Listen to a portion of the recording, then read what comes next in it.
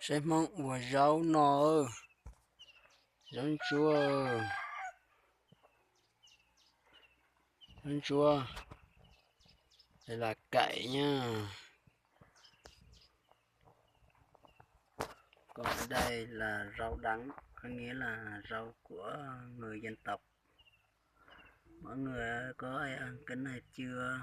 Rau này người Kinh cũng thích ăn lắm nha, nhưng mà ở rừng mới có thôi. Nên là món hộ rau có tê nữa để bữa tao nọ đùa vậy mong cái giờ mong bị tao xiên nọ giờ rau nữa.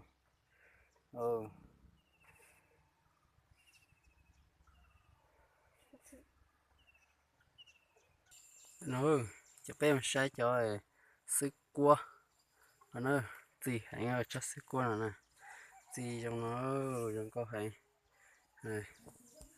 Đây là của mướp nha, mướp của người dân tộc nha.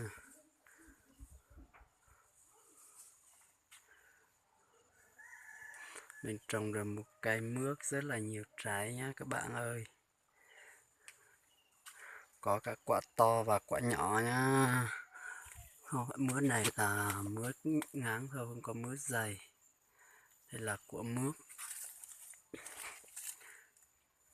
Thì sư cua nơi nó được cái gì bảo đi nói đó.